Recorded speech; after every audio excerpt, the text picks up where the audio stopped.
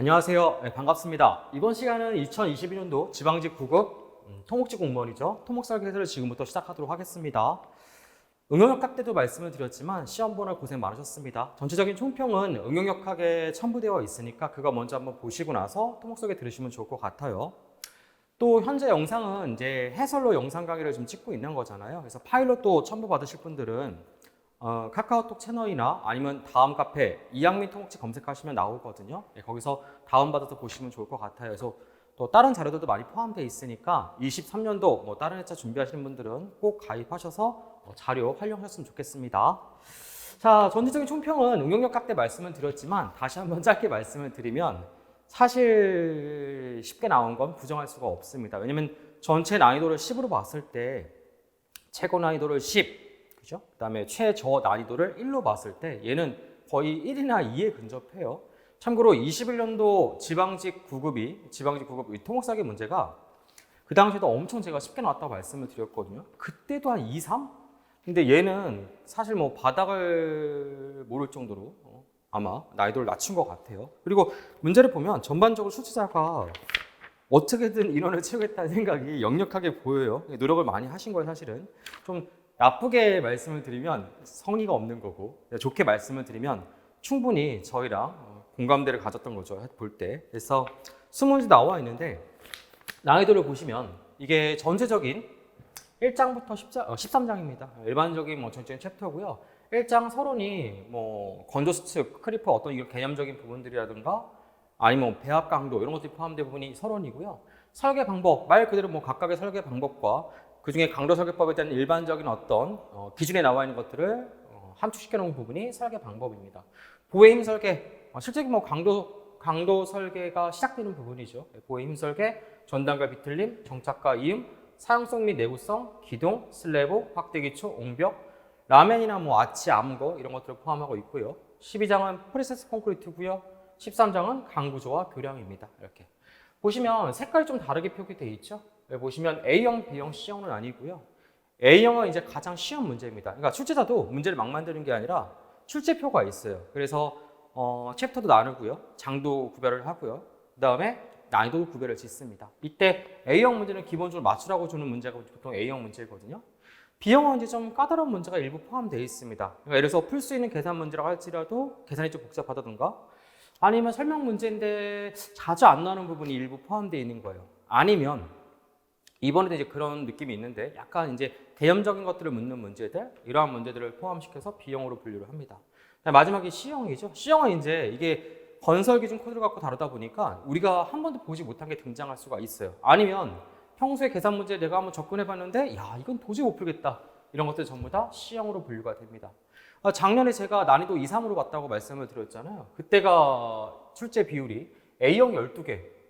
이때만 해도 제가 거의 이런 문제를 본 적이 없다고 말씀을 드렸는데 12개, 7개, 1개에서 총 20문제가 기출이 됐었고요. 이번에는 누가 이기나 한번 보자 뭐 이런 느낌인가 18개, 2개, 0개입니다. 그래서 무려 18개가 그냥 A형 문제 나왔고요.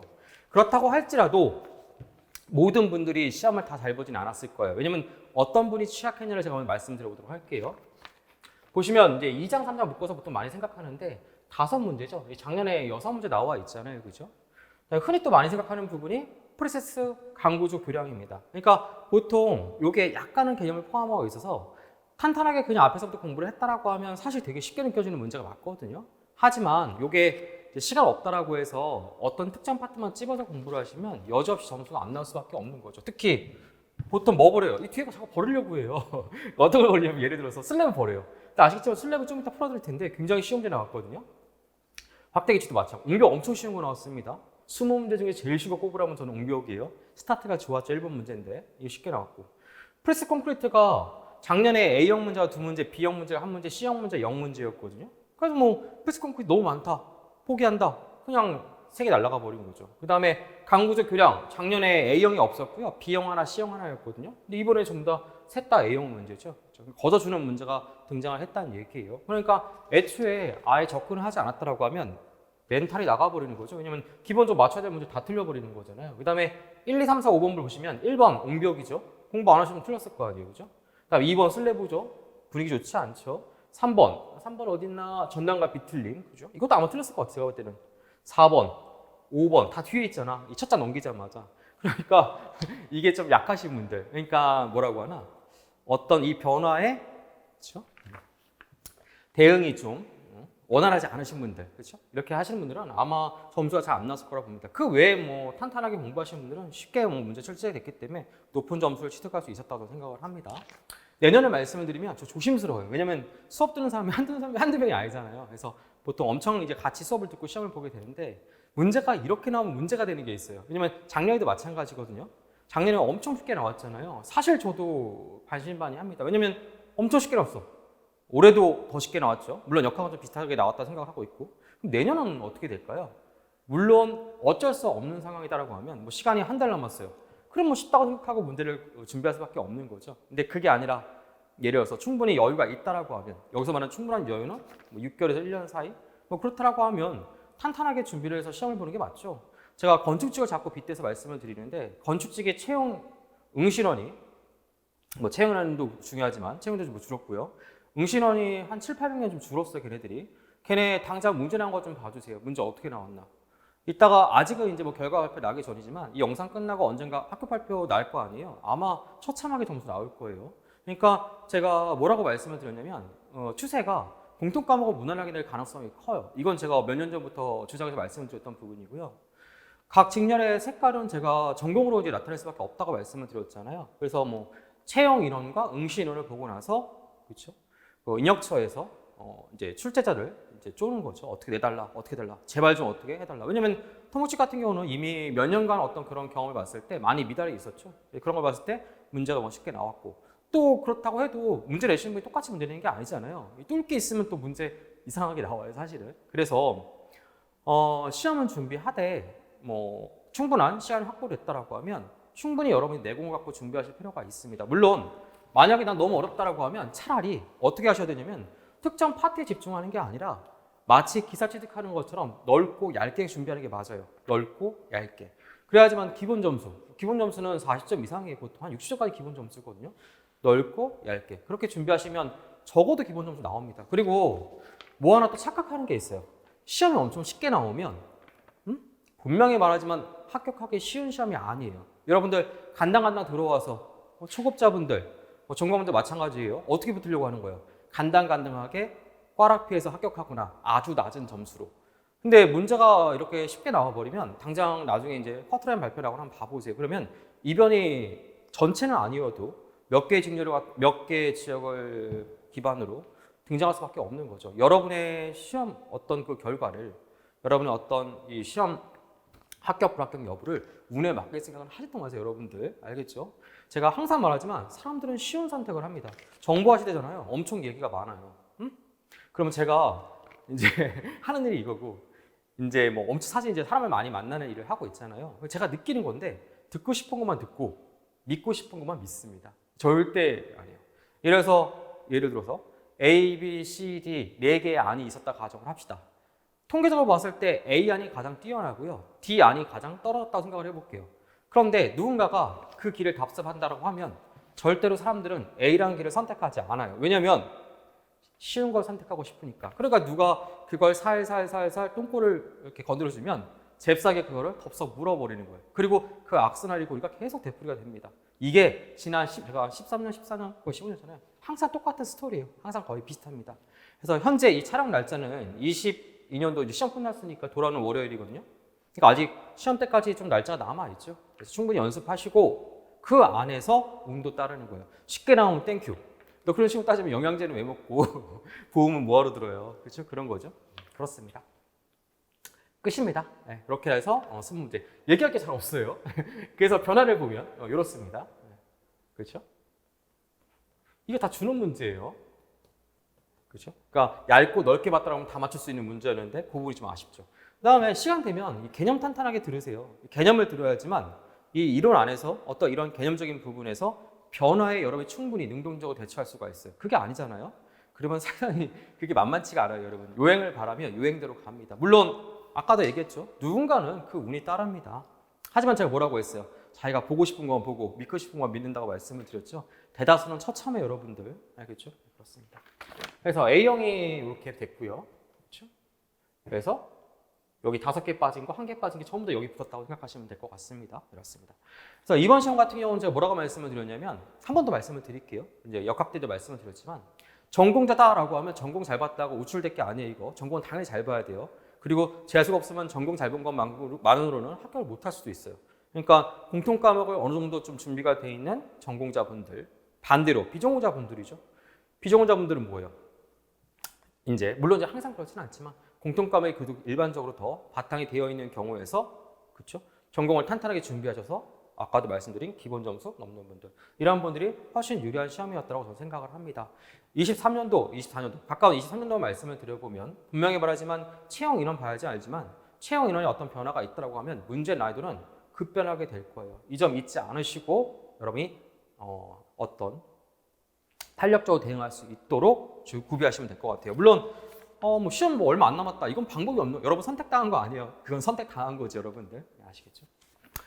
20문제인데 짧게라도 제가 한번 코멘트 달면서 빨리빨리 풀어보도록 할게요. 이게 어렵지 않아서 빨리빨리 설명해 보도록 할게요. 이거 듣고 공부하는 건 아니고요. 한번 공부를 하셨다던가 아니면 기본기가 좀 있는 상태에서 들으시면 더욱더 효과적입니다. 나 무슨 말인지 모르겠다. 그러면 처음 들으면 당연히 무슨 말인지 모르죠. 그게 전공 얘기인데. 그렇죠? 그렇습니다. 1번입니다. 옹벽이고요. A형 문제죠. 가장 쉬운 문제입니다. 옹벽의 안전검토다라고 해서 기본적인 안전을 암기하고 있어야 되거든요. 옹벽이죠. 옹벽은 뭔지 아시죠? 네. 흑막이 구조물입니다. 흑막이. 다른 구조물과 가장 큰 차이점은 수평력에 저항하는 구조물이다 생각하시면 될 것 같아요. 수평력을 받다 보통 이제 연직하정, 수직력을 받게 되잖아요. 위에서 누르는 힘. 옆에서 미는 힘을 받게 되면 그렇죠? 불안전한 3가지를 여러분이 검토하셔야 되는데 첫 번째 전도, 넘어진다는 얘기고요. 두 번째 활동, 옆으로 밀린다는 얘기예요. 세 번째 치마도 있습니다. 지금은 그중에 전도와 활동에 대해서 얘기해 보려고 합니다. 전도는 나쁜 애가 전도를 일으키는 전도 모멘트죠. 난 안 넘어갈 거야. 그게 바로 저항 모멘트입니다. 혹은 얘를 갖다가 복원 모멘트라고 불리우기도 합니다. 당연히 넘어가지 않으려는 이 분자가 더 커야겠죠. 이게 법으로 정해져 있어요. 이 비율이 얼마 이상이 되면 2.0, 2죠, 2. 요게 이번 시험 문제 1번 나온 거죠. 사실 기사에서도 사실 유치해서 잘 안 나오는 문제예요. 네, 그런 문제고. 대신 이제 아예 옹벽을 제꼈다라고 하면 당연히 모르는 얘기고. 그렇습니다. 활동은 옆으로 미는 힘이라고 했죠. 네, 수평력이라고 부르고요. 또는 활동력이다라고 부르기도 합니다. 나는 활동되지 않을 거야. 바로 활동 저항력이고요. 그 근원은 마찰에 있습니다. 그래서 마찰 저항력이라고 불리우기도 해요. 얘는 얼마냐면 안전율이 1.5입니다. 그 외에 여러 가지 어떤 기준에 따라서 안전이 좀 바뀌긴 하지만 보편적으로 여러분이 제일 많이 보는 KDS죠. 건설기준 코드에서는 바로 이 2.0과 1.5를 명시하고 있습니다. 차이점을 보시면 우선 얘가 조금 더 크죠. 가장 큰 이유는 뭐냐면 넘어가는 게 밀리는 것보다 더 위험하겠죠. 너희 집 아파트가 하나는 넘어지는 거랑 그럼 안 되지만 밀리는 거랑 넘어지는 게 훨씬 위험하겠죠. 더 큽니다. 이렇게 보시면 될 것 같아요. 2번 보도록 할게요. 슬래브죠. 마찬가지로 슬래브 중에서 A형 문제, 기본 문제에 속합니다. 이 문제는 개념을 짧게 설명을 드리고요. 그 다음에 제가 같이 문제 푸도록 할게요. 슬래브, 구조에 따른 슬래브의 종류에 대한 설명 문제고요. 구조에 따른 슬래브의 종류는 크게 두 가지로 나뉩니다. 1방향과 2방향이에요. 1방향은 한쪽 휨, 이렇게 한 방향으로 많이 휜다는 얘기고요. 그렇죠? 2방향은 이렇게 가운데가 푹 퍼져서 양쪽에서 무시하지 못할 휨이 발생한다는 얘기예요. 이것을 뭐라고 부르냐면 2방향이라고 부릅니다. 그 다음에 지지변수가 있는데요. 지지변은 뭐냐면 한쪽이 고정이냐, 양쪽이 고정이냐, 세 쪽이 고정이냐, 네 방향이 모두 고정이냐. 그래서 1변 지지, 2변 지지, 3변 지지, 4변 지지가 있는데 1변 지지는 슬래브의 모양과 상관없습니다. 제가 지금부터 이쪽을 지지해 보도록 할게요. 잡는다는 얘기입니다. 잡아볼게요. 어떻게 돼요? 그냥 한쪽으로 휘죠. 그래서 1변 지지는 무조건 1방향 슬래브예요. 2변 지지는 경우의 수가 두 가지로 나뉩니다. 지금처럼 이렇게 양쪽으로 잡았을 때 이것을 규정에서 뭐라고 하냐면 마주보는 혹은 대응하는 두변 지지라고 불러요. 마주보는 대응하는 두변 지지. 얘도 뻔합니다. 제가 잡아볼게요. 이렇게 휘잖아요. 그죠? 그래서 마주보는 그러니까 대응하는 두변 지지는 반드시 1방향 슬래브입니다. 그게 아닌 경우 바로 이렇게 지지하는 경우 그림상 좀 이해하기 좀 어렵지만 이렇게 지지면 1방향으로 보기 좀 어렵죠. 혹은 3변 지지, 4변 지지는 여러분이 보통 전공자분들 그 다음에 한번 학습하신 분들 그때 바로 단변과 장변의 비율로 판단을 하는 거예요. 지금은 1방향 슬래브만 얘기해 보도록 할게요. 기출문제 해설하는 거니까. 자, 마주보는 두변입니다. 혹은 뭐다? 대응하는 두 변. 아까 어떻게 휜다고 말씀을 드렸어요? 이렇게 휜다고 말씀을 드렸죠. 그러면 주철근. 그 중에서 정확한 이 주철근의 종류는 뭐냐면 바로 휭철근이겠죠. 휭철근.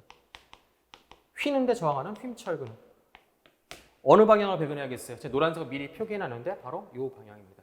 문제는 이 방향을 기준에서는 말로 써야 될 거 아니야. 여러분 봤을 때는 이걸 무슨 방향이라고 써야 될 것 같아요? 글로 쓸 때 이 방향을. 1번 마주보는 두 변과 평행한 방향. 2번 마주보는 두 변과 직각 방향. 뭘 것 같아요? 굳이 따지면 마주보는 두 변과 직각 방향이 맞죠? 근데 기준은 그렇게 표현하고 있지 않아요. 그냥 마주보는 혹은 대응하는 두 변 방향이다. 그러니까 이 사이에 직각이다 평행이다 그 말을 언급하고 있지 않습니다. 그냥 마주보는 두 변 방향. 왠지는 사실 이게 국어적인 문제라서 저는 사실 이해가 되거든요. 근데 이게 예민하게 또 우리 요즘 문과 출신 분들 많으시잖아요. 그래서 들어보면 야, 나도 막 설득될 것 같아. 들어보면 그분 얘기가 맞는데 여기서는 굳이 직각과 평행을 언급하고 있지 않고요. 단순하게 이 방향을 마주보는 두 변 방향이다라고 얘기하고 있습니다. 그러면 이렇게 배열하면 어떤 게 문제가 되느냐? 이 결 따라서 이렇게 균열이 발생할 수가 있어. 마치 오징어 결 따라 찢어지는 것처럼. 그래서 이것을 방지하기 위해서 직교, 직각 방향으로 이렇게 철근을 배근해요. 이걸 뭐라고 하냐면 보조철근인데 이때 이 철근 방향과 종류는 똑같은데 역할에 따라서 배력철근, 수축온도철근, 조립철근이라고 부릅니다. 배력철근은 무슨 역할을 해주는 거냐면 바로 응력을 분산. 그래서 힘을 이렇게 받는다라고 하면 이렇게 직교로 배치하지 않는다라고 하면 이 결도에서 깨질 거 아니야. 이런 것들을 방지하기 위해서 응력을 분산시킬 목적으로 두고요. 또한 아무래도 넓은 면적을 갖고 있는 것들. 그러면 뭐예요? 수축 온도. 균열이 발생하기 쉽죠. 그렇죠? 논바닥에 마른 논에 이렇게 넓으니까 이게 쩍쩍쩍 갈라지잖아요. 이런 것들 방지하기 위해서 그러한 역할도 해줍니다. 그게 바로 수축 온도 철근. 또 이렇게 격자를 배치하면 아무래도 철근을 그냥 배치하는 것보다 여기 이렇게 철사를 묶어주면서 철근을 배치하기도 좋겠죠. 그래서 바로 조립철근 역할을 해준다는 얘기예요. 자, 그러면 한 변 지지는 뭐 당연하니까 쓰지 않았고요. 마주보는 두 변 지지 아까 말씀을 드린 거죠. 그럼 마주보면 두 변 지지가 아닌 경우, 그러니까 뭐 이렇게 지지했다던가 지금처럼 3변이 지지했다던가 혹은 4변이 지지했다라고 하면 그때는 규정에서 정해줬습니다. 어떻게 정했냐면 단변분의 장변. 말로 외우세요. 단변분의 장변이 2배를 넘는 경우요. 초과요, 초과. 넘으면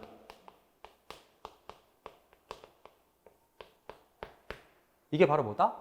1방향 슬래브다. 그럼 반대로 2방향 슬래브는 뭐겠어요? 이게 1방향 슬래브니까 반대로 써주면 될 거 아니야?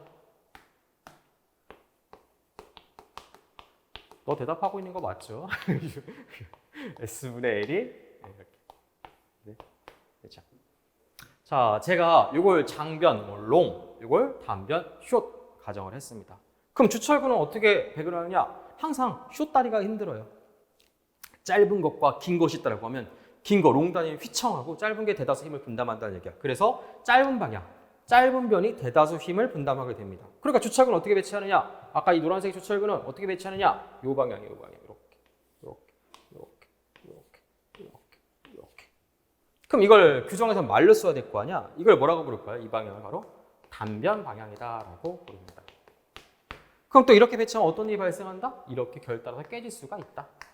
그래서 응력을 분산시킬 목적, 균열을 억제할 목적, 조립을 용이하게 할 목적, 이것을 갖기 위해서 어떻게 배치한다? 이렇게 직교 방향으로 수축 온도 철근을 배치합니다. 만약에 이 방향 슬래브였다라고 하면 그때는 주철근을 어떻게 배치해야 될까요? 모든 방향의 힘을 무시할 수가 없으니까 이렇게 배치하고 주철근이요 이렇게. 기타 뭐 공부할 게 더 많죠. 근데 이 문제는 사실 이 부분에 아주 일부만 등장합니다. 해볼게요. 첨부 파일 다운받아서 보세요. 아니면 제가 목소리 읽어드리고 들어보세요. 자, 2번 슬래브 구조에 대한 설명으로 옳지 않은 것입니다. 1번 듣기 평가야. 동그라미 1번 이 방향 슬래브는 두 방향의 주철근으로 하중에 저항하는 바닥판이다. 두 방향의 이 방향 두 방향의 주철근으로 하중에 저항하는 구조물이다. 2번 일방향 슬래브에서 응력을 분포시킬 목적으로 주철근과 직교 방향으로 배력철근을 배치한다. 맞죠? 3번 4변에 의해 지지되는 일방향 슬래브는 맞죠? 여기 4변. 3변, 4변 똑같습니다. 장변 방향으로 주철근을 배치한다. 땡. 어느 방향으로 배치한다? 단변 방향으로 주철근을 한다. 배력철근, 보조철근, 이게 장변 방향이죠. 정답은 그러면 몇 번이겠어요, 당연히? 3번이고. 4번. 슬래브는 단변에 대한 장변의 비에 따라서 1방향 슬래브와 2방향 슬래브는 아니다. 그렇다. 그렇죠? 그래서 2번 문제는 말할 것도 없이 A효과. 1번, 2번 굉장히 기분 좋게 시작하는 거죠. 3번. 3번은 전단과 비틀림이고요. 전단 철근의 역할입니다. 이게 아무 생각 없이 문제 풀면 쉬운데 좀 깊게 들어가면 헷갈릴 수 있는 부분이거든요. 근데 문제가 교수님이 여러분 혼동되지 않게끔 답은 명확하게 답이다. 내가 답이야 라고 거의 드러내고 있거든요. 같이 한번 이론도 공부하고 같이 한번 풀어보도록 할게요. 우선 이것도 마찬가지로 제가 개념 한번 설명드리면서 말씀드려보도록 할게요. 전단 철근 역할입니다. 뭐죠? 보통 이게 전단 철근이고 노란색, 이게 휨 철근이고 하중받고 있는 포입니다. 그렇죠? 자, 여러 차례 제가 수업 때 말씀을 드리는데 전단 설계의 목적은 4인장 균열, 얘가 하중을 받으면 어떠한 경우가 발생하느냐. 균열이 여기 보시면 이걸 4인장 균열이라고 불러요. 이렇게 양쪽에 이렇게 균열이 이렇게 발생해요. 이렇게. 그 얘기는 반대로 이 직각 방향으로 이렇게 인장력이 작용한다는 얘기겠죠. 이렇게 바로 이 4인장 균열, 이게 4인장 균열이에요. 이 4인장 균열. 그런데 이러한 4인장 균열은 어떠한 성격을 갖고 있느냐? 휨처럼 연성 파괴되는 게 아니라 이 4인장 균열은 이 균열이 사인을 보낸 이후에 갑작스럽게 취성 파괴. 취성이다라는 얘기는 뭐냐면 갑작스럽게 파괴된다는 얘기야. 나한테 신호를 보내지 않고 갑자기 무너지는 거죠. 최악의 상황인 거죠. 자, 이렇게 균열 상태를 보인 이후에 갑작스럽게 취성 파괴를 일으킨다는 얘기야. 그러니까 전단석의 목적은 반대로 4인장 균열에 의한 갑작스러운 취성 파괴를 피하고 뭐를 유도한다? 바로 연성 파괴. 여기서 말하는 연성 파괴는 바로 휨에 의한 연성 파괴를 유도한다는 얘기죠. 그렇죠? 이게 바로 전단석의 목적이죠. 그 다음에 경우에 따라서는 이렇게도 볼 수가 있습니다. 물론 이 보로 봐도 상관없는데 기둥에서 봐서 상관없거든요. 아니 기둥에 무슨 전단철근이냐고 생각할 수 있는데 전단철근을 역할을 해주는 것들이 있어요. 예를 들어서 아시겠지만 요거 띠철근이거든요. 보통 위 아래에 띠철근을 많이 배근하게 되잖아요. 요게 옆에서 바라보게 되면 고개 돌려보세요. 이랑 똑같아. 전단철근 역할을 해준다는 얘기지. 대신 얘가 반드시 어떤 상태가 되어야겠어요? 폐합이 되어야겠죠. 폐합이. 그렇죠? 이렇게. 보면 이건 이제 이론적 뒷배경을 필요로 하는데 그걸 바탕으로 잠깐 말씀을 드려보면 자 예를 들어서 요 횡방향 철근이 없어요. 띠철근이 난철근이 없는 거예요. 제가 위에서 순수한 콘크리트만을 가지고 눌렀다. 그러면 응력 변형률 혹은 뭐 P 델타 그러니까 힘과 변이 어떤 관계의 그래프를 그려보면 우리 잘 아시듯이 이렇게 그려집니다. 그냥 이렇게. 그런데 이렇게 횡방향 철근, 폐쇄 상태로 된 이렇게 횡방향 철근을 두게 되면 압축 강도가 증가하게 되면서 약간의 연성 증가가 발생을 합니다. 또한 이러한 것들은 어디에서 확연하게 볼 수 있냐면 특히 나선철근이야. 나선철근은 빼빼 꼬는 거죠. 이렇게. 그러면 압축 강도가 띠철근보다도 더욱더 소폭 증가하게 되고요. 확연하게 연성은 뭐냐면 이게 길이가 짧다. 그럼 갑작스럽게 파괴된다. 취성이고요. 이게 길어지면 서서히 파괴되는 연성이에요. 서서히 파괴되는 연성을 유도할 수 있다는 얘기예요. 알겠죠? 자, 요것을 바탕으로 지금부터 문제 풀도록 할게요. 특기평가 준비되셨나요? 자, 3번 특기평가 나갑니다. 철근 콘크리트 포에 전단 철근을 배근하여 얻을 수 있는 효과로 옳지 않은 것은 1번 전단 철근의 인장 응력에 의한 전단 강도를 증가시킨다. 바람이 거지 같으니까 한번 더 읽을게요. 전단 철근의 인장 응력에 의해 전단 강도를 증가시킨다. 이 전단 철근의 인장 강도에 의해서 전단 강도 증가시킨다. 당연한 얘기잖아. 그렇죠? 왜? 이게 밑으로 떨어지는 거 지금 얘가 꽉 잡고 있는 거고. 얘 이름도 뭐야? 4인장이잖아. 4인장. 경사방향 인장. 경사방향. 이 사는 경사의 사자고. 경사방향 인장. 인장 받겠죠. 그렇죠? 압축받을 리가 없죠. 2번. 경사균열을 가로지르고 있는 거죠. 경사균열을 가로질러. 경사균열을 가로질러 배치된 전단 철근은 전단 강도 증가에 기여한다. 도움을 준다. 땡큐다. 그렇죠? 3번. 폐압 스트럽으로. 앞에 폐압 스트럽으로. 이 경우를 머릿속에 생각하시면 될 것 같아요. 폐압 스트럽으로 측면을 구속하기 때문에 콘크리트의 압축 강도와 연성을 감소시킨다? 아니니까 압축 강도와 연성을 증가시킨다야. 그 중에 나선을 사용했다라고 하면 더욱더 뛰어난 연성 상태를 보이게 되는 거죠. 그리고 여러분이 착각하는 게 보구조다라고 해서 그렇죠? 얘가 충격을 안 받는 게 아니고요. 그렇죠? 그 다음에 뭐 다른 게 마찬가지야. 기둥이다라고 해서 압축력만 받는 구조물은 아닙니다. 힘도 놓이게 되고 전단도 받게 됩니다. 알겠죠? 왜? 얘가 혼자 있는 게 아니라 다른 어떤 기둥이나 어떤 보나 슬랩을 이어서 라멘 형태로 되어 있는 거죠. 그러니까 그 외에 추가적인 단면력의 크기만 차이가 있는 거지 전부 다 존재하게 됩니다. 4번 전단 철근은 전단 파괴를 연성적으로 일어나게 해준다. 연성적 정확한 표현은 교수님 그렇게 쓰지 마세요. 전단 설계 목적은요 상인장 균열에 의해서 갑작스러운 추정 파괴를 피하고 연성 파괴 유도하기 위함입니다. 이렇게 말하는 것도 괜찮고 교수님은 말을 길게 섞고 싶지 않았나 봐. 보기 4번 전단 철근은 전단 파괴를 연성적으로 일어나도록 해준다. 정답은 3번이잖아. 이게 찍어도 그렇죠? 연성과 압축 강도를 굳이 감소시킬 이유가 없죠. 좋자고 쓰는 건데, 그렇죠? 그러니까 정답은 눈치껏 판다 3번이고 이게 문제를 쉽게 내려고 이렇게 낸 거예요.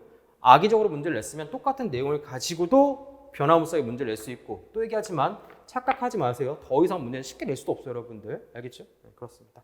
저 칠판 지우고 4번부터 보도록 할게요. 자, 이어서 풀어볼 문제는 4번 문제입니다. 4번 문제는 프레스 콘크리트 PSC에 관련된 문제이고요. 강제 응력 손실입니다. 이어지는 5번 문제는 마찬가지로 프레스 콘크리트에서 기본 개념입니다. 둘 다 난이도가 최하 난이도고요. 사실은 뭐 한 번만 읽어봤더라고 하면 부연 설명이 이렇게 있는 부분은 아닙니다. 그래서 빨리 확인만 하고 넘어가도록 할게요. 자, 즉시 손실, 시간 손실 세 가지는 즉시 손실은 정착장치 활동에 의한 손실, 굉장히 큰 프레스 힘에 의해서 안으로 이렇게 정착장치가 움직이는 거죠.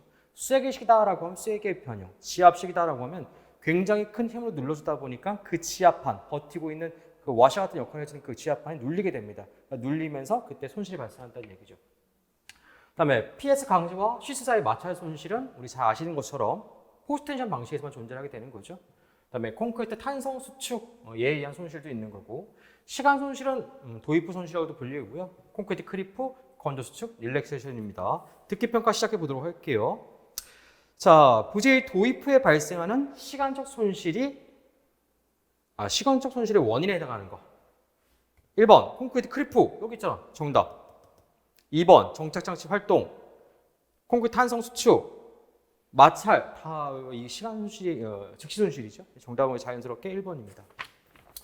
5번 기본 개념이 아닌 것을 고르라고 했어요. 보기를 그대로 옮겼고요. 기본 개념 3개는 균등질보 개념, 내력 모멘트 개념, 하중 평행의 개념이죠. 그렇죠? 공역번호는 이거 역학에 쓰이는 거잖아요. 읽어봐도 뭐 뭔가 이상하다는 걸 찾으실 수가 있는 거죠. 균등질보 개념의 또 다른 이름은 응력 개념이라고 불리우고요. 내력 모멘트의 또 다른 이름은 강도 개념이라고 불리웁니다. 마지막에 하중 평행의 개념은 등가 하중 개념이라고도 불리워요. 등가 하중. 그래서 거저 주워주는 두 문제였습니다. 6번 하중 조항기 설계법으로 강구조 압축 부재를 설계할 경우 비세상판 단면을 가진 부재의 공칭 압축 강도가 100kN일 때 설계 압축 강도가 얼마냐라고 물어보고 강도 저항 계수가 0.9다라고 줬죠. 교수님이 차라리 이러면 내지 말던가 강박관념이 딸린 것 같아요. 얘들이 틀리면 어떡하지? 근데 문제는 뭐냐면 생각이 너무 더 깊으신 분들이 오히려 틀렸을 것 같아요. 이게 아무 생각 없이 문제 풀면 별 문제가 아니거든요. 원래는 거기 보시면 비세상판이 있고 원래는 세상판이 있어요. 여기에 따라서 종류가 상당히 많고 보통 강사들이 이제 가능할 때는 이 부분이 좀 나오기 어렵다 생각을 하는데 과거에 나온 기출문제만 생각을 해보면 저항계수를 물어본 적은 있거든요. 근데 얘는 저항계수 줬어요. 이게 일종의 설계 강도입니다. 우리 강도 설계법에 유사하게 적용시켜보면 강도 감소 계수고요. 이름만 저항계수로 바뀐 거예요. 마찬가지로 공칭 강도, 노미럴이죠. 이렇게 그렇죠. 원래는 이제 얘를 과거에 물어본 적이 있었는데 지금은 줬어. 0.9. 그다음에 얘가 얼마가 되냐면 100. 그럼 정답은 얼마겠어요? 바로 압축 강도, 압축 설계 강도는 설계 압축 강도는 바로 90이 이 문제 정답이죠. 그렇죠? 그리고 찍어도 뭘 찍어요? 4번은 아닐 거고 거기 100하고 90밖에 없는데 괜히 머리 많이 써서 여기 뭐 곱한다 생각한 거 아니에요? 뭐 0.6이나 0.5 그렇죠? 그래서 아마 틀리신 분이 있을 것 같아요. 6번 문제는 의외로 많이 틀렸을 것 같습니다. 어떤 분들이 생각 많이 하시는 분들이겠죠? 네, 그렇습니다. 한 번 더 괜히 의심하게 되잖아. 그죠? 그런 거 있잖아. 정답 풀다 보면은 위에 1, 2, 3, 4, 그러니까 1, 2, 3, 4, 3, 2 이렇게 하고 이렇게 나오면 왠지 1 같잖아. 네, 그런 느낌이에요. 네, 그렇다. 자, 7번 보도록 할게요. 사용성 및 내구성. 처짐에 관련된 부분이고요. 처짐에 대해 잠깐 말씀을 드려보면 우리 처짐은 이게 뭐냐면 이제 순간 처짐, 이 D는 데드. 우리 역학에서는 고정하중이라고 부르는데 보통 지속하중이라는 표현 많이 씁니다. 그러니까 합치면 지속.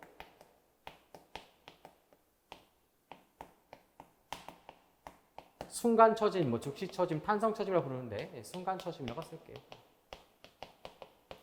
기출과 똑같이 쓸까? 탄성 처짐.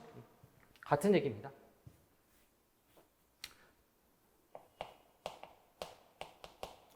더하기 장기 처짐의 합으로 구할 수가 있다. 문제 똑바로 읽어야죠, 여러분들. 뭘 구하라고 했어요? 이 문제에서는 장기 처짐 구하라고 했죠. 그렇죠? 그럼 장기 처짐 어떻게 구하느냐? 바로 이 지속하중에 의한 탄성 처짐에 비례하게 됩니다. 얘는. 그럼 얘는 어떻게 구하냐? 얘 구하는 공식은 아주 유명한 공식이죠. 람다 델타는 1 플러스 50 로 프라임 분의 이 로 프라임 붙어 있죠. 얘는 뭐냐면 압축 철분비예요. 크사이라고 읽거든요. 크사이. 크사이는 시간 개수입니다. 왜냐면 장기 처짐의 원인 중에 가장 큰 부분이 바로 크리프가 원인이야. 크리프. 그래서 크리프 아시죠? 시간의 영향을 받기 때문에 시간 개수. 다른 건 외울 필요 없고요. 1년일 때가 1.49, 5년 이상일 때가 2.0입니다. 2.0. 그렇죠? 그럼 대입을 한번 해볼까요? 1 플러스 50. 문제 잘 읽어보니까 얘가 있어요? 없어요? 없죠. 없으면 그냥 0 쓰면 되죠. 이렇게. 여기다 얼마 쓰면 돼요? 7년이니까 5년 이상 2를 써주면 되는 거죠. 얘는 0이니까 얼마다? 2. 그리고 잘 보시면 이게 최대값이에요. 더 이상 이보다 커질 수가 있어요? 없어요? 없죠. 왜? 분자는 5년 이상일 때 2가 제일 최대값이고요. 분모는 가장 작을 때가 최대인데 이게 0인 것보다 작을 수는 없죠. 음수가 나올 수는 없으니까. 그러니까 이게 최대값이라는 얘기야. 그러면 적용시켜보면 여기 15 주어진 값이죠. 여기 2를 써주면 정답은 얼마다? 그렇다. 혹시 45 쓰신 분들은 오늘 저녁에 술 한잔 드세요. 아시겠죠? 한 번 더 먹어. 이것이 잠이 오겠니? 그렇죠? 그렇다. 왜냐하면 문제가 쉽게 나오면 난리도 아니야, 여러분들. 그때는 한 문제가 아쉬워. 저 커트라인에 제가 왜 컨텐츠를 조심스럽게 하냐면 그 컷 안에 사람이 얼마나 많은지 아세요, 여러분들? 그러니까 항상 그들만의 이유가 있어. 너무 잘하는 애도 있어. 걔네는 뭐 천상의 세계, 걔네들 빼고. 문제는 가다가 합격 커트라인에 사람들이 막 몰려있다가 또 사람이 막 없어요. 그 다음에 이제 여기 이렇게 많이 몰려있어요. 보통 이런 경우가 많거든요. 그래서 굉장히 조심스럽다는 얘기야. 그럼 뭐가 중요하겠어? 뭐가 중요하긴 실수하지 말고. 한 문제가 평균 1점이에요, 여러분들. 그러니까 하나하나 또 맞출 생각을 해야 되는 상황이 오는 거예요. 알겠죠? 희망으로 돌리지 말고 제발 좀. 그렇다. 8번 보도록 할게요. T형부의 유효폭이죠. 이게 시간이 없으면 1번 찍는 게 맞습니다. 물론 아쉽지만 정답은 2번인데요. 통계상 봤을 때 셋 중에 가장 작은 걸 고르는 값은 사실은 이제 1번이 가장 높은 확률이고요. 원래 정확하게 말하면 1번 아니면 2번이죠. 가장 작은 거 아니면 그 다음 거. 그죠? 왜냐하면 큰 거 2개 버리는 거니까. 그럼에도 불구하고 시간이 나오면 푸는 게 맞습니다. 지금 한번 풀어보도록 할게요. 첫 번째 조건. 양쪽 플랜지 두께 8배씩인데 플랜지 혹은 뭐 슬래브 두께 일정하더라고 하면 합쳐서 16배죠. 유효폭도 해주는 건데 지금은 16 곱하기 주어진 값이 100이고 더하기 이게 600입니다.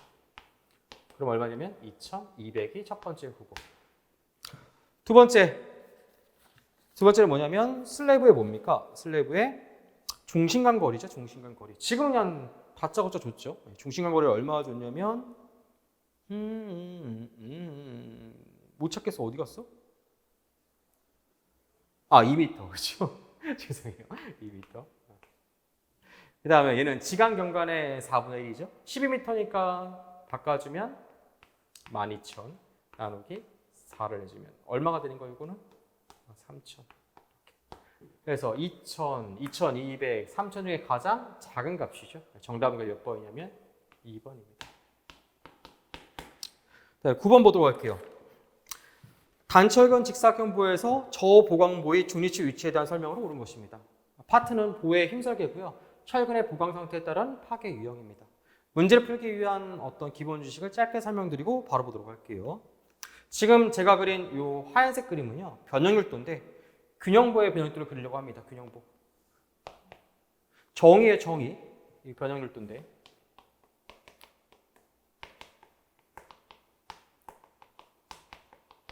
하얀색 균형보의 정의는요. 압축측 콘크리트의 변율이 가정된 극한 변형률에 도달할 때 요게 이제 40MPa 이하일 때는 0.0033 70일 때가 0.003입니다. 조금씩 줄어들고요. 인장철근의 변형률이 그 순간에 항복 변형률에 도달한 상태를 바로 뭐라고 한다? 이 하얀색 변형률도를 균형보라고 부릅니다. 그럼 저보강보는 뭐냐? 철근을 적게 사용했다는 얘기야. 아시겠지만 철근은 이 아랫부분에 두게 되는 거잖아요. 그렇죠? 그러면 철근을 적게 사용했다. 그럼 중립축이 움직이게 되는데 이 중립축은 있잖아요. 약한 쪽에서 멀어지고 강한 쪽에서 가까워집니다. 말은 좀 복잡하죠.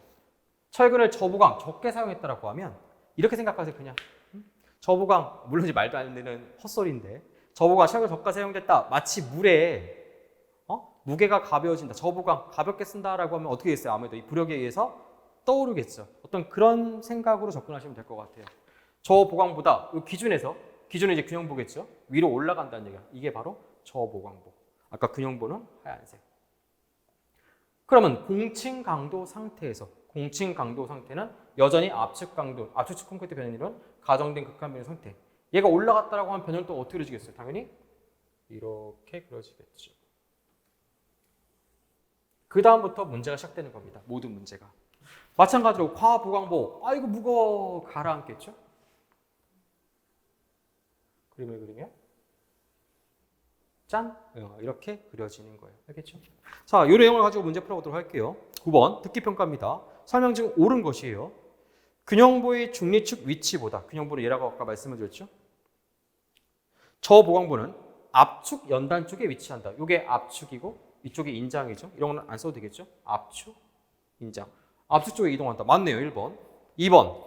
균형보의 중립축 위치보다 인장 연단 쪽에 위치한다. 인장 연단 쪽에 위치하는 것은 저보강보가 아니라 과보강보죠. 그렇죠? 2번 틀렸고.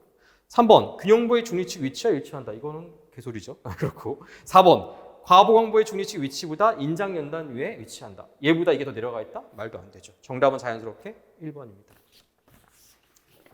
11번이 이어지는 문제, 10번이 이어지는 문제입니다. 마찬가지로 보의 힘 설계, 철근비에 따른 보강 상태고요. 개념 잠깐 말씀드려보도록 할게요. 우리가 설계를 할 때는 강도 확보도 중요하지만 연성 확보도 중요하다고 말씀을 드렸어요. 바로 이 강도 확보와 연성 확보를 합쳐서 안전성이라고 얘기를 하는 거예요. 그래서 설계 목표는 안전성, 그렇죠? 그다음에 사용성, 내구성 이런 것들이 포함되어 있잖아요. 이 첫 번째 안전성에 바로 강도와 연성이 포함되어 있습니다. 지금 여러분이 다루는 부분은 바로 강도가 아니라 연성 부분이에요. 연성. 이 연성은 뭐냐? 철근을 적절하게 사용해야 돼요. 너무 많지도 너무 적지도 않게.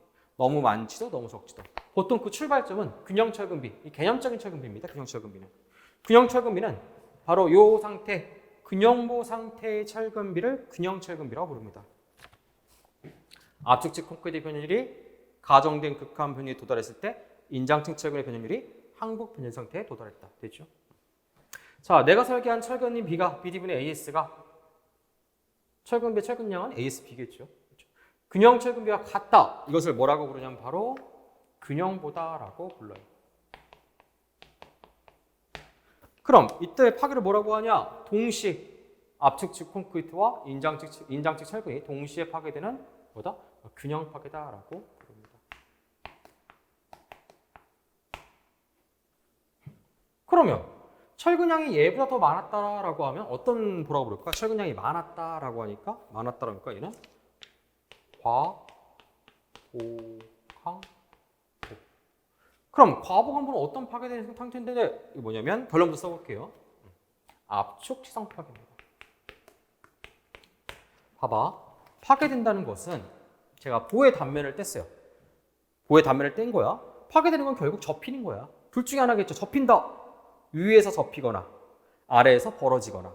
오케이? 다시 위에서 접히거나 아래에서 벌어지거나. 동시 그러면 균형.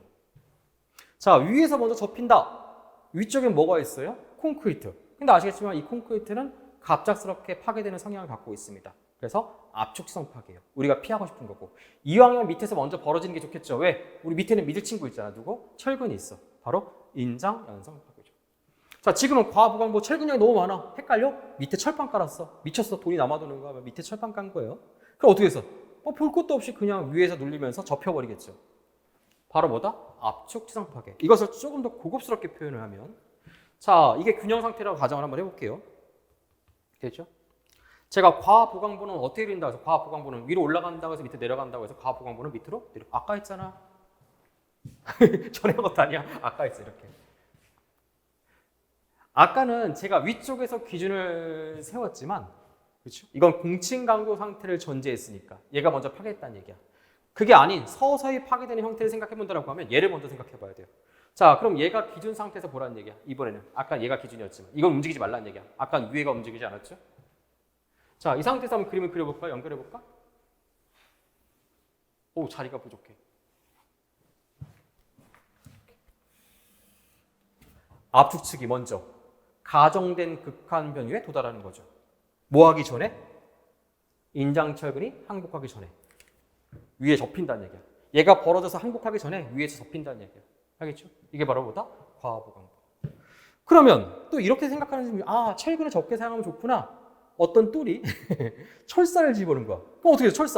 철사가 뭐 철근에서 역할을 하겠니? 그냥 뚝 끊어지는 거지. 뚝뚝. 그것을 방지하기 위해서 최소 철근비 규정이 있고요. 그때 철근량을 최소 철근량이라고 부릅니다.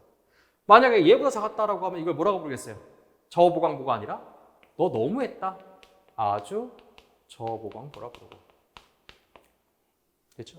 이때 파괴는 뭐냐면 갑작스럽게 파괴되는 건 똑같아요. 자, 위에서 갑작스럽게 팍삭 압축지선 파괴, 밑에서 팍삭 인장. 자세가 좀 웃긴다. 뭐라고요? 이것을 인장치성 파괴. 그러니까 치성 파괴는 하나가 아니라 두 개야. 인장 측에서 먼저 철사처럼 끊어지는 인장치성 파괴. 취성의 의미는 갑작스러운 파괴를 의미하는 뜻합니다. 반대, 얘는 뭐다? 압축 치성 파괴. 그렇죠? 위에서 팍삭, 쟤는 밑에서 팍삭 이렇게 되죠. 그럼 이 사이 들어가는 뭘까? 이 사이 우리가 원추하는 바로 저보강보. 어디서? 밑에서 서서히 붕괴되는 인장. 이 외에도 뭐 번외로 얘기하면 상당히 많죠. 그렇죠? 예를 들어서 뭐 인장치성 파괴는 또 다른 표현으로 철근이 없는 것 같은 철사니까 묵은 거동 불리우기도 하고 마치 그 형태가 찢어진 것 같다라고 해서 찢어진 파괴라고도 불리웁니다. 알겠죠? 이러한 전반적인 얘기들이 이 안에 포함되어 있습니다. 듣기 평가 시작합니다. 10번이에요. 철근 콘크리트 포의 힘 파괴 유형 중 치성 파괴에 대한 설명으로 옳지 않은 것. 머리를 얘와 얘로 열어놔야겠죠. 그렇죠? 1번 치성 파괴는 인장 철근량이 얘를 말하는 거죠. 최소 철근량보다 작으면 일어나지 않는다. 땡 일어나잖아. 어떤 치성 파괴가? 인장 치성 파괴가. 정답은 1번. 이거 생각하면 쉬운 문제야. 2번 치성 파괴는 눈물이 나려고 그래. 열심히 하세요, 여러분들. 그렇다. 2번 치성 파괴는 균형 철근보다 많은 철근비를 사용한 과보강보 파괴 유형이다. 얘보다 많은, 이건 이제 압축치성 파괴. 보기 2번 압축치성 파괴. 2번은 맞는 보기. 3번 치성 파괴는 인장 철근이 항복하기 전에 콘크리트의 압축 변율이 극한 변율에 먼저 도달하는 파괴 유형이다. 알겠죠? 그렇다. 4번 치성 파괴는 콘크리트의 압축 파괴가 먼저 시작돼서 갑작스럽게 파괴된다. 그게 바로 압축치성 파괴잖아. 그렇죠? 정답 몇 번이에요? 1번인데 이게 얘인지도 모르고 얘로 얼떨결에 찍어서 맞추신 분도 있어요, 여러분들. 그래서 항상 문제가 그렇게 나온다는 보장이 없어서 잘 생각하고 계세요. 여기까지입니다. 칠판 치고 11번부터 풀도록 할게요. 자, 이어서 풀어볼 문제는 11번입니다. 11번은 사용성 및 내구성에 포함된 부분이고요. 그 중에서도 균열에 관련된 부분입니다. 보시면 뭐 전반적인 어떤 개념들을 묻고 있고요. 개념 자체는 여러분이 물론 이제 나와 있긴 하지만 여러분이 보통 명확하게 이해하기보다는 추상적인 개념이다 보니까 여러분이 아마 크게 이상하다 느끼지 않았을 거예요. 왜냐면 답이 너무 명확했습니다. 개 설명하기 전에 그래도 공부하는 거니까 한번 말씀드려보도록 할게요. 보통 일반적인 구조물에 이렇게 휘이 발생하면 균열이 발생하지 않을 수가 없습니다. 휘었다는 얘기는 공류를 가른다는 얘기고 그것은 어쨌든 인장 측에서 벌어진다는 얘기예요. 그러면 두 가지 경우로 생각할 수가 있죠. 하나는 미세한 균열이 전체 인장 측에 고르게 분포된 경우와 두 번째는 균열이 이렇게 몰린 경우를 볼 수가 있습니다. 그러면 어떤 게 더 좋은 상황이냐고 우리가 생각을 해봐야 되는데 이때 좋다 나쁘다는 결국 철근, 드러난 이 철근에 부식을 갖다가 이제 영향을 미칠 수 있냐 없냐 생각을 하게 됩니다. 그래서 결론부터 말씀을 드리면 누가 더 좋냐라고 하면 얘가 굿이고요. 좋은 상황. 그 다음에 얘가 배드. 많은 실험과 연구를 통해서 학자나 엔지니어이 증명하기는 이렇게 균열의 수보다는 이건 수가 더 많죠. 균열의 폭이 더 좋지 않은 영향을 미친다고 합니다. 그래서 정답은 이미 나온 거죠. 몇 번이냐면 3번이에요. 3번 보기는요. 구조물의 내구성을 위해서는 균열의 폭은 문제가 되지 않고 균열의 수가 문제가 된다라고 나와 있는데 아니에요. 반대로 얘기한 거죠. 균열의 수가 문제가 되는 게 아니라 균열의 폭이 문제가 됩니다. 그럼 우리가 실제 설계할 때 얘가 굿, 좋은 상황이니까 이러한 상황을 우리가 이제 보통 생각한다는 얘기죠. 그러면 언제 이러한 상황을 되게 될까요? 언제 이렇게 얘기해요? 응력을 고르게 분산시켜야 돼요. 그게 위의 경우, 아닌 경우가 밑의 경우. 그 외에 뭐 여러 가지 영향이 있습니다. 대표적인 예가 바로 응력을 고르게 분산시켰냐? 그러지 못하냐. 몇 가지만 보도록 할게요. 워낙 이게 시험 문제 정형화돼서 나오니까 이 키워드 정도 기억하시는 게 좋을 것 같아요. 이거. 어떻게 변해주냐? 균열 억제하려면 작은 지름의 철근을 많이 사용하는 게 좋습니다. 똑같은 철근 비일 때 철근은 원래 동그랗잖아요. 네모로 표시해 볼게요. 얘를 4등분해서 이렇게 4개 섰다라고 하면 뭐가 더 균열에 유리할까요? 비표 면적에 대해서 둘레 길이, 그러니까 콘크리트와 철근이 맞닿는 면적이 넓을수록 유리해지거든요. 둘레 길이가. 얘 하나 길이 1이다라고 하면 얘는 1, 2, 3, 4, 4개가 총 둘레 길이가 16이 되는 거고 얘는 하나의 길이가 2니까 2, 4, 6, 8, 8이죠. 훨씬 더 얘가 더 균열을 잘 억제할 수 있다는 얘기예요. 이렇게 해서 이런 관점에서 보시면 될 것 같습니다. 그래서 같은 철근 비일 때 언제 좋다고요? 작은 지름의 철근을 가능하면 많이 쓰는 게 좋습니다. 이렇게 되죠. 그다음에 이형 철근, 원형 철근 한번 정리해 보도록 할까요? 누가 이형 철근일까요? 이형 철근은 리브와 마디가 있죠. 여기 요철 부분이 있잖아. 그러니까 더 고르게 응력을 분산시킬 수가 있죠. 그래서 얘가 이형 철근, 얘가 원형 철근입니다. 제일 헷갈리는 게 두 가지거든요. 그게 바로 뭐냐면 철근 간격과 피복 두께 두께입니다. 철근 간격 보도록 할게요. 좁은 철근 간격이 유리할까요? 아니면 넓은 철근 간격이 유리할까요? 아무래도 촘촘하게 좁게 배근하는 게 균열을 잘 억제할 수가 있죠. 그래서 좁은, 그다음에 넓은 철근 간격이. 피복 두께가 좀 많이 헷갈릴 수 있는데 피복 두께는 뭘까요? 얼핏 생각하면 무조건 두꺼운 게 좋다고 생각할 수 있는데 이따 풀어볼 정착에서는 두꺼운 게 좋지만 일반적 균열에서는 얇은 게 좋습니다. 그렇죠? 그래서 얇은 피복 두께, 얘는 두꺼운 피복 두께입니다.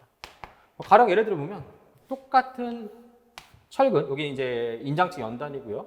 하나는 철근이 여기, 하나는 여기 있다 볼게요. 얘는 피복 두께 얇고 피복 두께 두꺼운 거죠.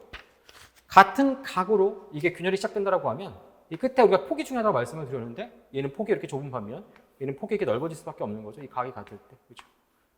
그래서 두꺼운 피복 두께가 아니라 얇은 피복 두께가 더 유리하다, 좋다라고 생각을 합니다. 그래서 시험 문제 얘 잘 기억하시고 이것만 주의해 주시면 될 것 같아요. 이건 뭐 바보가 아닌 이상 안 틀릴 것 같고. 듣기 평가 그래도 한번 해볼까요?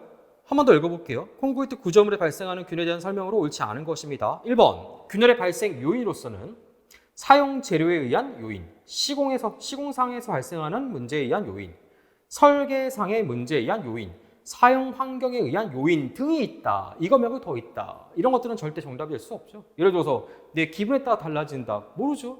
그럴 수 있는 거잖아. 이렇게 추상적인 개념, 뭐뭐 등이 있다. 이런 것들은 거의 정답이 되지 않습니다. 2번, 철근의 피복 두께 부족. 그죠? 그 다음에 정착 길이 부족 등으로 인해서 균열이 발생하기도 한다. 알겠죠? 네, 그렇다.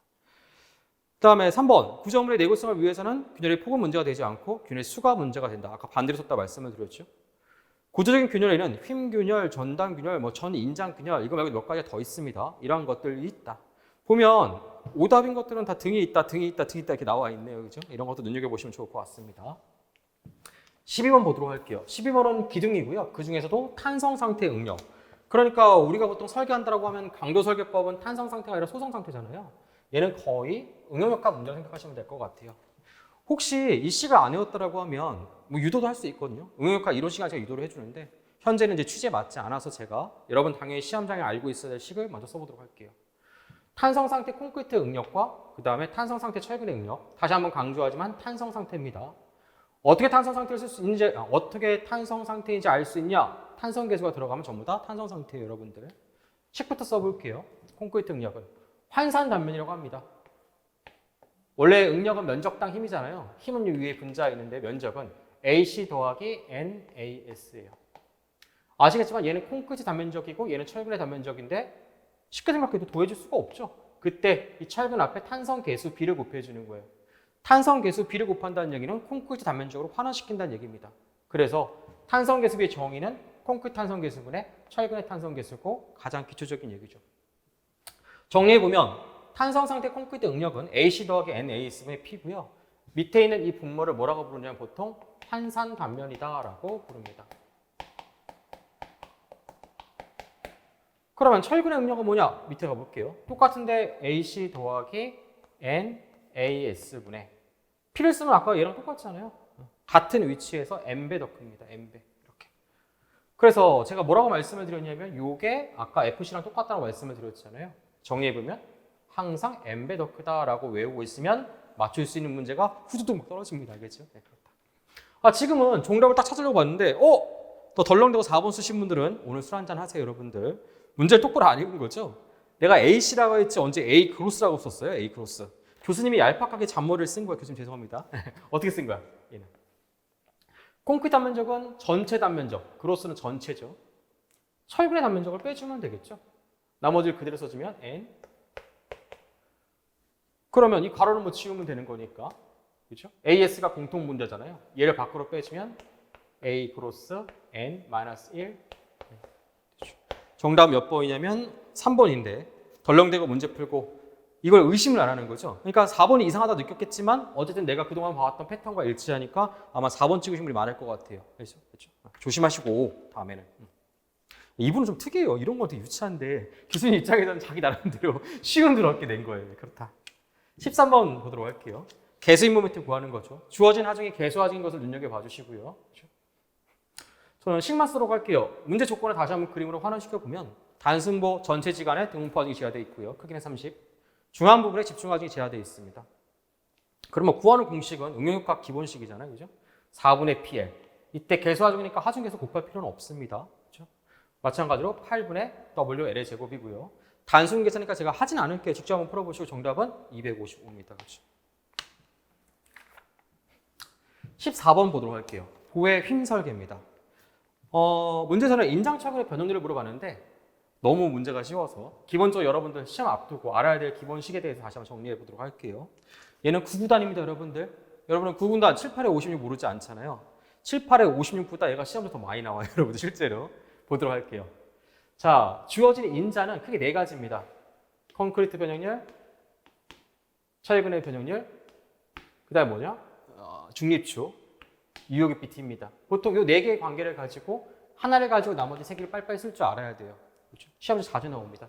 우선 문제부터 먼저 보도록 할게요. 철근의 변형률을 어떻게 구하냐? C분의 D-C 곱하기 입실로 C입니다. 그러면 얘는 어떻게 구하느냐? 이게 역으로 뒤집은 거니까 얘 뒤집어주면 되겠죠? 그래서 D-C분의 C입니다. 마지막. 얘는 어떻게 구하냐? 중립축이죠.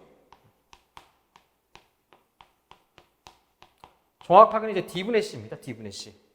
외울 때 이렇게 기억하시면 돼요. 보통의 우리 보의 휨부재. 위쪽에는 뭐만 있어요? 콘크리트. 아래쪽에는 뭐가 있다? 콘크리트와 철근. 위쪽에는 콘크리트, 아래쪽에는 콘크리트와 철근이 있는 거죠. 알겠죠? 시험장에 들어가기 전에 기본적인 이 식에 대해서 모른다고 하면 9구단 중에 몇 개를 빼고 들어가는 거랑 똑같은 거예요, 여러분들. 꼭 기억해 주시고. 그래도 나왔으니까 한번 풀어볼게요. C가 얼마냐면 180이고요. D가 540. 특이한 게 있더라고 하면 앞치치 콘크리트 변율을 극한 변율이라고 했는데, 그렇죠? 극한 변율을 줬습니다. 얼마 줬냐면 0.003. 우리가 기대하기는 0.0033 아니냐라고 생각할 수 있는데 보통 그러니까 40메가파스칼 이하의 보통의 콘크리트 설계적 압축 강도에서는 0.0033이 맞는데 강도가 증가하면 증가할수록 이 극한 변율이 좀 더 크게 줄어듭니다. 그러다가 70메가파스칼 되는 순간 실제 이 값을 갖기도 하고요. 교수님은 그런 거에 엮이고 싶지 않아서 그냥 딱 꼽아준 거죠. 그냥 0.003이다. 0.003이다. 끝? 할 말이 없습니다. 그래서 풀면 요 계산하면 2가 나오니까 정답은 0.006이겠죠. 15번 보도록 할게요. 부착에 영향을 주는 요인. 그러니까 개념 문제를 많이 물었어요. 그죠? 이걸 아무 생각 없이 외우면 여러분 헷갈려요. 이해를 하고 외워야겠죠. 나온 보기 정도는 같이 보도록 할게요. 부착. 본드죠. 정착, 앵커리지. 그러니까 원래 부착과 정착은 개념이 다른데 보통 출제하시는 분들은 그 개념 영향 없이 같이 문제 내니까 이렇게 생각하시면 될 것 같아요. 콘크리트, 철근. 언제 얘가 잘 빠지지 않고 버티느냐. 원래 잘 붙는 성질은 본드, 부착. 빠지지 않는 걸 encourage 정차라 부르는데 보통 시험 문제에서는 그 영역의 구별이 잘 없습니다. 자, 언제 잘 안 빠질지 지금부터 생각해 보도록 합시다. 1번, 저강도 콘크리트. 하나는 고강도 콘크리트. 이렇게 볼까? 저강도 살살 잡은 거, 고강도 꽉 잡을 수 있는 거. 상식적으로 생각을 해도 고강도 콘크리트죠. 왜? 우리가 보통 일반 철근을 쓰는 게 아니라 2형 철근을 쓰고요. 2형 철근은 리브와 마디가 있습니다. 기계적 정착이라고 하는데 콘크리트와 맞물리면서 버틸 때 당연히 저강도보다는 고강도가 유리할 수밖에 없는 거죠. 지금부터 유리하다는 개념을 주둥이를 벌려서 입을 벌리도록 할게요. 유리, 분리. 하나는 얇은 피복 두께가 있고 하나는 두꺼운 피복 두께가 있습니다. 해보세요. 하나는 애기 손으로 잡는 게 있고 그러면 강도도 좀 세. 어쨌든 하나는 얇은 손, 하나는 두꺼운 손. 아무래도 두꺼운 손을 잡는 게 훨씬 더 유리하겠죠. 물론 그렇다고 해서 무한정 두꺼운 게 계속 유리하진 않습니다.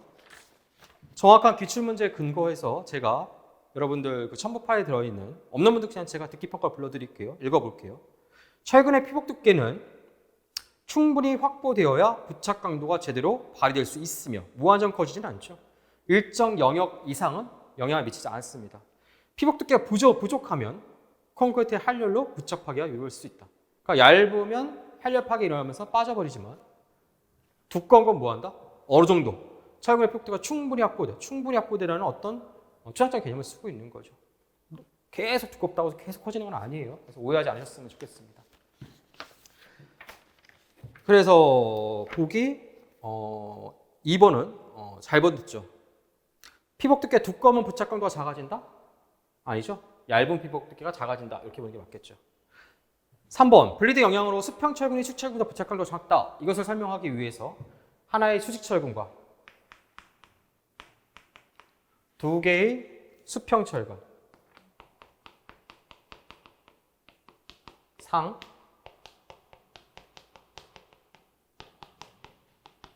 네모나게 그린 것은 콘크리트입니다. 우리가 타설을 하게 되면 블리딩 현상이 발생을 해요. 물과 시멘트가 화학적 반응을 일으키는 거, 이걸 수화 반응이라고 부르는데 막 단단해집니다. 근데 실제 이 수화 반응을 일으키기 위해서는 대략 비율이 한 20에서 30% 사이야. 그러니까 많이 안 들어가. 한 25%? 근데 문제는 뭐냐면 이렇게 작업을 하게 되면 우리가 밀가루 반죽할 때 딱 밀가루 가루가 뭉치기 위해서 필요한 물의 양이 있겠죠. 그러면 예를 들어서 국수면을 볶거나 뭐 수제비를 뜬다라고 하면 그게 뻑뻑해서 작업이 안 되겠죠. 그러니까 실제 현장에서는 이거보다 더 많은 물을 반드시 넣을 수밖에 없습니다. 그러면 어떻게 되느냐? 뭐 어떻게 돼? 물이 어디 날아가겠어요? 날아가겠죠. 위로 올라오겠죠. 이것을 뭐라고 부르냐? 블리딩 현상. 뽀글뽀글 공기방울이 나갑니다. 그런데 아래에서 위로 올라가는 이 공기방울은 이렇게 수직 상태인 경우는 잘 빠져나가요. 그러니까 여기 매달려 있지 않다는 얘기예요. 그런데 이렇게 수평을 배근하게 되면 단면을 잘라서 보게 되면 단면을 이렇게 잘랐겠죠? 돌려본 거예요. 철근이 이렇게 했다라고 하면 물이니까 공기니까 파란색. 여기 밑에 매달려. 그래서 뭐 한다? 부착력을 떨어뜨린다는 얘기지. 그러니까 수직과 수평을 비교한다라고 하면 수직이 부착력, 정착력이 좋고요. 수평은 불리합니다. 그중 누가 제일 불리하냐? 이 상부입니다. 왜? 밑에서 위로 올라가는 이 물방울은 누적된 어떤 이 깊이를 볼 수 있는데 얘하고 얘를 보게 되면 얘가 더 훨씬 깊으니 더 많은 물방울이 이렇게 매달릴 수밖에 없는 거죠. 가장 불리. 그래서 A, B, C를 순서로 본다라고 하면 유리, 분리, A가 가장 유리, 그 다음에 B, 그 다음에 C죠. C를 다시 한번 정리해보면 누가 제일 불리하냐? 수평, 상부가 가장 불리하게 됩니다. 읽어볼까요? 15번. 블리딩 영향으로 수평 철근이 수직 철근보다 부착 강도가 작다. 수평 철근이 수직 철근보다 부착 강도가 작다. 그중 상부 철근은 더 작다. 이렇다. 4번. 이형 철근이 원형 철근보다 당연히 부착 강도가 더 크죠. 왜? 리브와 마디가 있으니까 기계적 정착 딱 걸린다고. 또 생각해봐. 맨들맨들한 것을 잡고 당길 때와 오돌톨톨한 것을 잡고 당길 때 당연히 오돌톨톨이가 잘 안 빠질 거 아니에요? 그렇죠. 16번 보도록 할게요. 이거는 좀 어이없는 문제긴 한데 실제로 이 똑같은 문제가 2007년도가 나오긴 했는데 물론 어려운 문제는 아닙니다. 개념은 이제 확대기초의 면적 A 구하는 공식이고요. 허용력 개념이죠. 구하는 공식은 Qmax A분의 P고 정확하게 따지면 이 P는 사용하지 않고 쓰는 거죠. 이유는 허용력 개념이니까. 그렇죠? 근데 P를 물어봤습니다. 그럼 여기다 곱해주면 되겠죠. 주둥이는 P가 담은 쪽이니까 그대로 옮겨 놓으시고 Q 얼로 면적 A. 최대값은 같아지는 순간이겠죠. max는 Q 얼로 A. 주어진 언론은 얼마가 주어져 있냐면 250.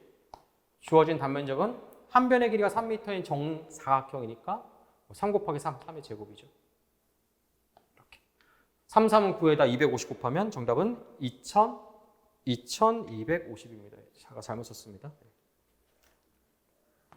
이렇다. 정답은 그래서 4번이 됩니다. 17번 보도록 할게요. 이것도 강구조 교량 제키신 분들은 되게 쉬운 건데 틀리신 거예요. 느낌은 17번은 12번하고 비슷해요. 한번 출장 갔다 올까? 12번이 뭐였나? 네, 솔직히 말하면 이 구로스는 이게 뭐 하는 행동이세요, 교수님? 그 느낌인데 얘도 다 그 느낌이야. 해볼게요.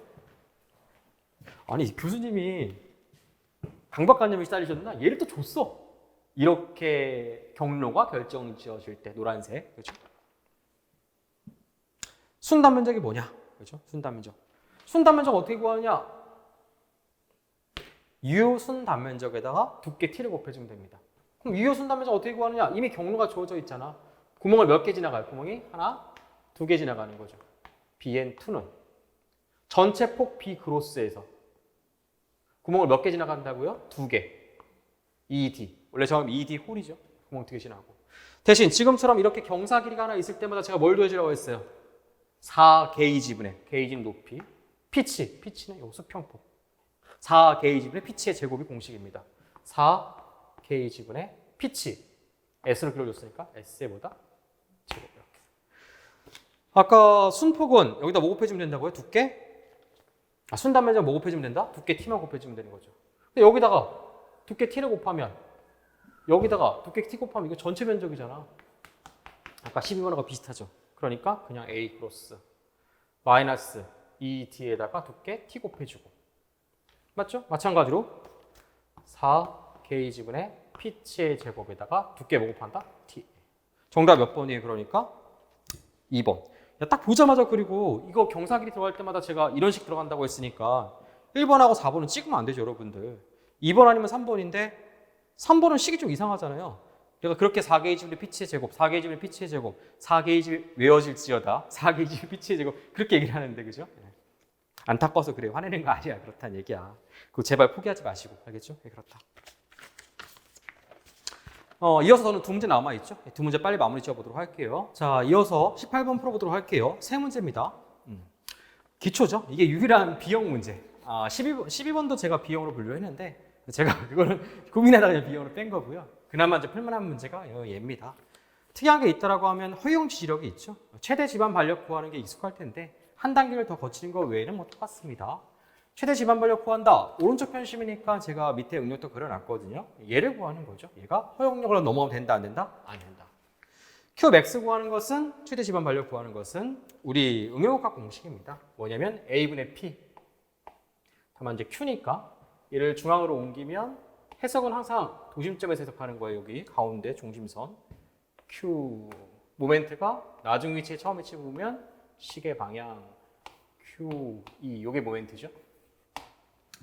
A분의 P 대신 저기 나와 있는 Q로 기호를 대체해주고 단면계수 제분의 뭐다? 모멘트. 모멘트는 이겠죠. 이렇게. 다시 한번 식을 정리해 볼까요? A분의 Q 그렇죠? 모멘트는 뭐다?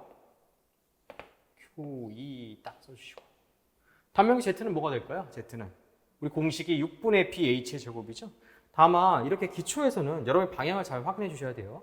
가령 예를 들어서 제가 좀 많이 쓰는 보통 기호 체계가 자 기초에 얘 폭을 갖다가 B 그다음에 얘를 H다라고 하면 대문자로 썼죠. 그냥 BH 공식 쓰면 돼요? 안 돼요? 안 되죠. 제가 뭐라고 하냐면 항상 회전이 고려되는 방향의 치수를 제곱해 준다고 말씀을 드렸어요. 이렇게 뭐 오른쪽 왼쪽 이 방향이다 이렇게 회전한다라고 하면 칠판 내에서 회전한다라고 하면 회전이 고려되는 방향의 치수는 항상 누구냐면 이 방향을 잘 봐주세요. 이렇게 바로 요겁니다. 그러니까 요게 2제곱이고 얘가 1제곱이야. 그래서 식을 굳이 쓴다라고 하면 얘는 6분의 저기 나와 있는 B의 제곱 H입니다. 헷갈린다. 그러면 기초는 항상 얘가 제곱입니다. 알겠죠? 네, 그렇다. 우리 BH가 면적 A랑 같죠? BH 면적 A니까 밖으로 빼주면 그냥 AB. 그러니까 AB분의 6은 위로 올려줄까요? 이렇게. 자, 공통 문자가 A분의 Q죠. 밖으로 빼주면 그렇죠? 1 플러스 b분의 6. 보통 이제 많이 하시는 분들 이 식도 거의 다 기억하고 있죠. 워낙 자주 나오는 식이다 보니까. 근데 중요한 건 이제 경우의 수가 나이다 보면 여러분이 빨리빨리 식을 수정했어야 되는데 그게 이제 연습을 안 하면 잘 안 됩니다. 자, 한번 대입해 볼까요? 면적 A는 밑변 높이니까 여기가 5m, 여기가 4m인가요? 그러니까 5 곱하기 4 맞죠? 5 곱하기 4. 주어진 Q가 얼마냐면 Q가 미지수 1 플러스 아까 폭피는 5 주의해 주시고 6 곱하기 주어진 편심거리는 0.5입니다. 그럼 계산하면 0.1, 6 곱하면 0.6, 1 더하면 1.6이죠. 1.6을 20으로 나눠주면 얼마냐면 0.08Q입니다. 주어진 허용력이 50kNm/m의 제곱이고요. 방금 우리가 계산한 그 값이 0.08Q니까 넘어가면 된다, 안 된다? 안 된다. 얘를 통해서 Q를 구할 수 있죠. Q는 얘를 나눠주면 0.08분의 얼마다? 그렇죠?